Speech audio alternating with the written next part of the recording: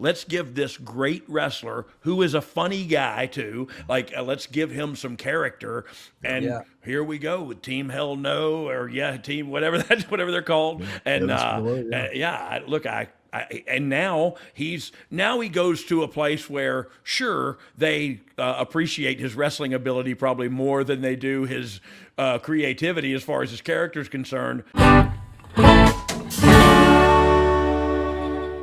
All right, ladies and gentlemen, let's go to Bro You Didn't Know. Bro You Didn't Know. Indeed. So Bryan Danielson gets cleared. So do we know what his injury was?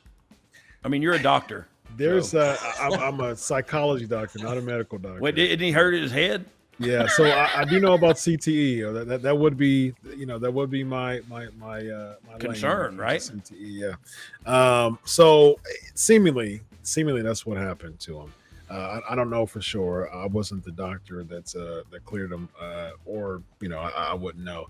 But he's cleared, so he's ready to go back. So, Brian, what did you have in mind as a writer during this period when he actually got cleared as far as in WWE? Now he's still injured, but when he was Daniel Bryan and he was cleared to come back after his concussion, what did you have in mind as a writer?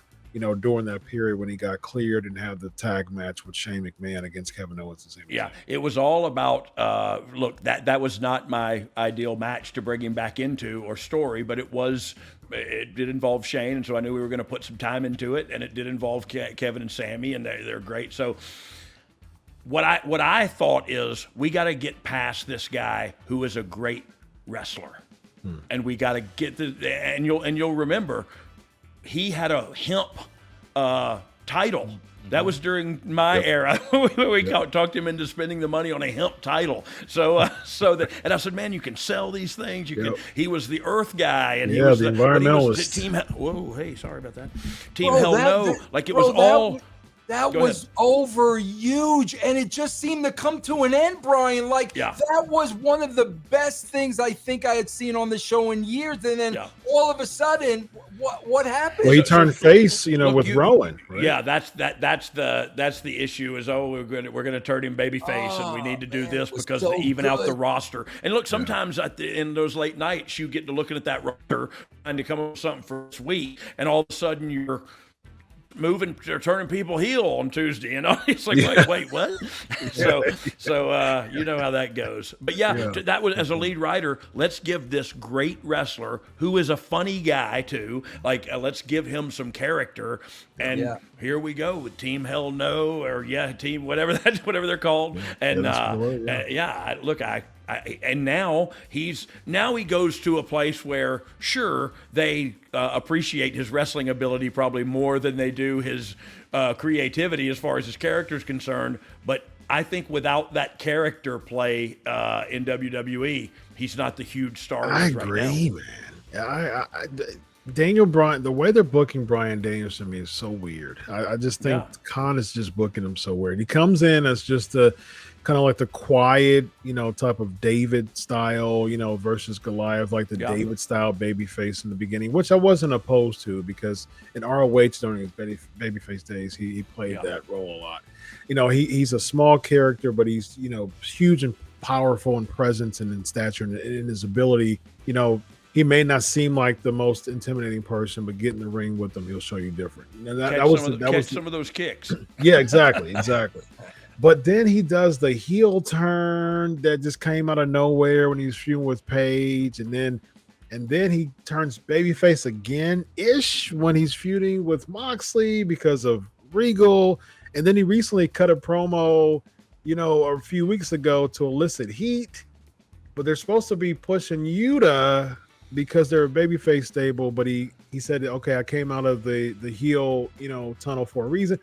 I'm confused of what they're doing with Bryan Danielson right now. I just don't see some longevity in investment here. How long have you been watching wrestling? About 36 years. So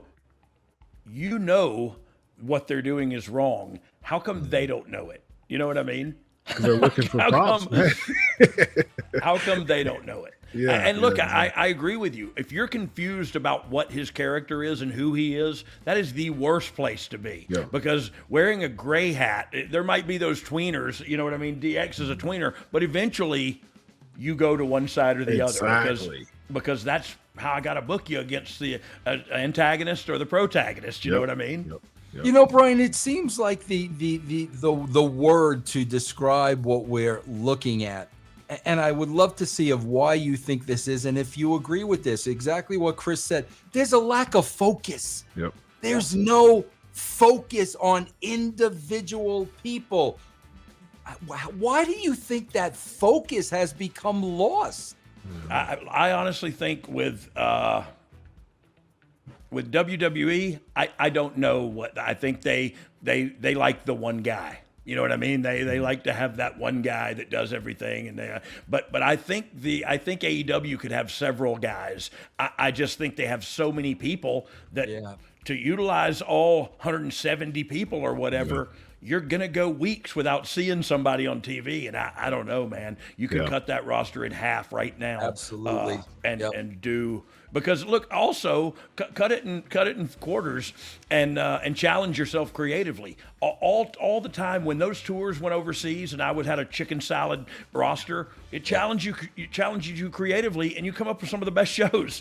And and you go like, holy mackerel, that show was awesome. And none of our stars were here, you know? Yeah. So, that would challenge you. They have a whole company.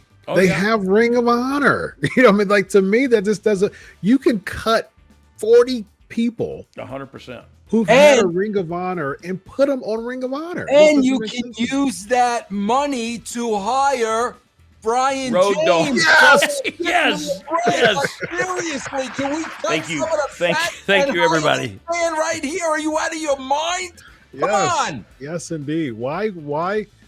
Listen. Tony Khan, I know you're watching. He watches.